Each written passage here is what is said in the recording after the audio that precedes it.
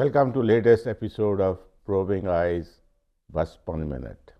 I am your host Prabhjot Singh, and today we are going to talk about Canadian politics because Canada is due for its elections by end of next month. And before we talk about elections, political parties and contestants, don't forget to click on bell icon so that you get the latest episodes of Probing Eye as well as Bus per Minute in your mailbox.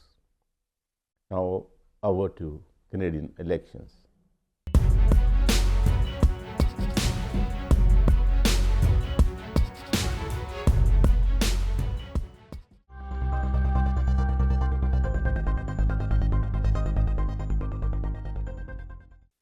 Elections, they call them festivals of democracy.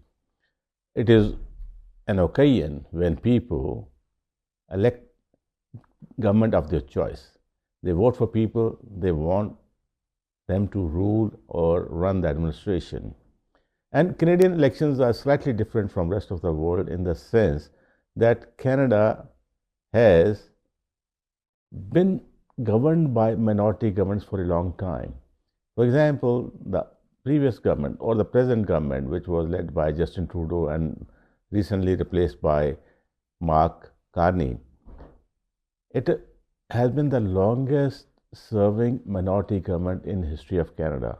It came into power in 2019 and it had, after 2022 elections, again stayed in power but without getting a majority.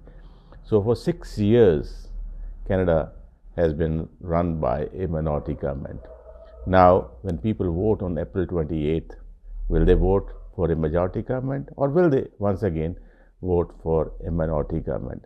Because the main players, the ruling Liberals, the main opposition party, the Conservatives, and the two other main opposition parties, Bloc Québécois, which is primarily for the Quebec state, and New Democrat, which are at present place number 4 with 25 seats in the outgoing House of Commons. How the elections are going to give these parties a mandate? Will they give Liberals a mandate to return to power, or will they vote for Conservatives to come to power? It is all a matter of calculations, permutations and combinations, because at present Canada is facing series of problems from across the border, problems from within the country, and problems from various issues facing the people for a long time. So the Liberals are going to elections with a slight improvement in their standing over the past few months. They were down below Conservatives, and Conservatives were favored to win the elections, and they were running very high, 20-point lead they had over Liberals.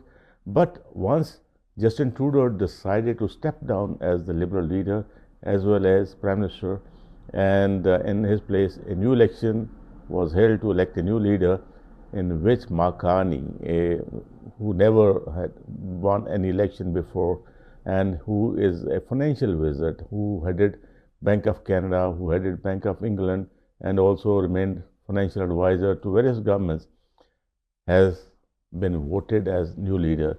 And before facing Parliament, he recommended to Governor General to dissolve the House as it has lost the confidence of the people. So on his recommendation, the House was dissolved and elections have been ordered at 37 days notice on April 28th.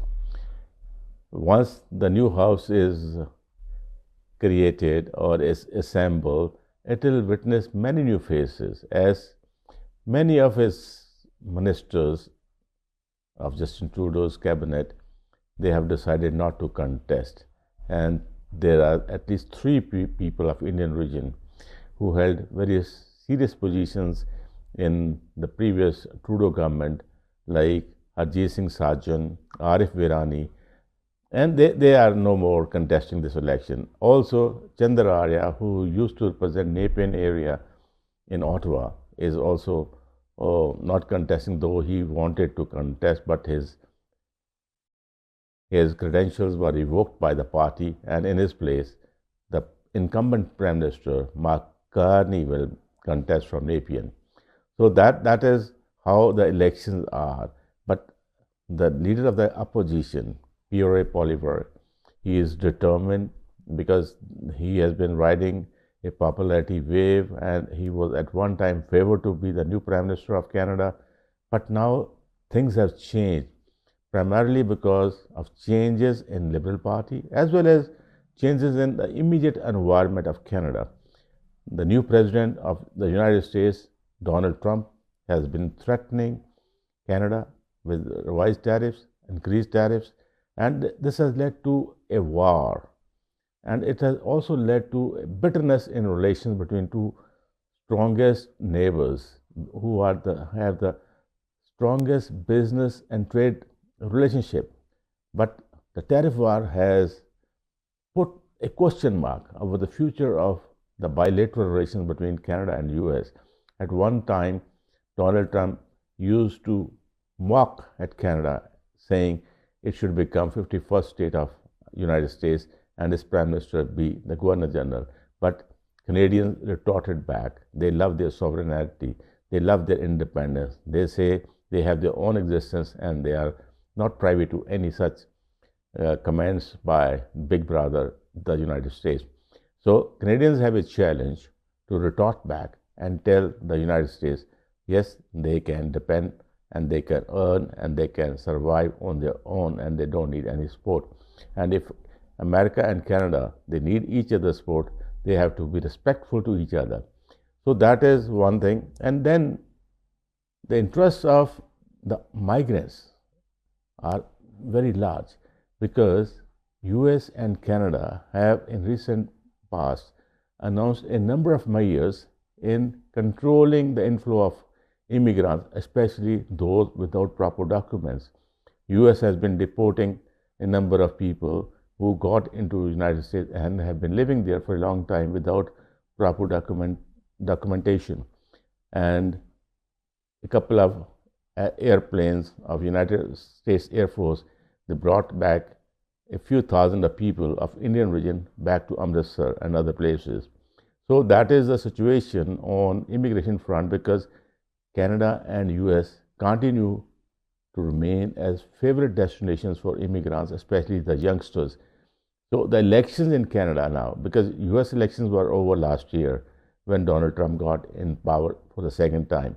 But now it's the turn of Canada. Will Canada return liberals or will Canada go for a change and vote conservatives to power? So the interest of Indo-Canadian community is immense. The number of candidates who had been sitting in House of Commons over the years, starting with 1993, when three of them, Harv Dhaliwal, Gurbaksh Malli, and Jagpat Dhudia, were elected for the first time. Since then, a large number of them have been members of House of Commons, but the 2025 elections will determine the future of Indo-Canadian community because relations between India and Canada have touched a new low in the recent past over various issues, including use of Indian land or use of Canadian land for activities which normally are identified as foreign interference. So both the countries have been accusing each other of foreign interference, but now it is time for a change, and people hope that with the change of government in Canada, change of leadership in Canada, things will ease out, and when the Canada has a new government, they will have a better coordination, better understanding with government of India because people to people relations between India and Canada are very strong. So let's hope so. The April 28 elections bring in a good and popular government which is not involved in any controversy and rather builds up its relations with India and also tries to negotiate with the US President Donald Trump for a peaceful settlement so that both the neighbors can live peacefully and progress peacefully, and they can progress economically as well. So all eyes are set on April 28 polls.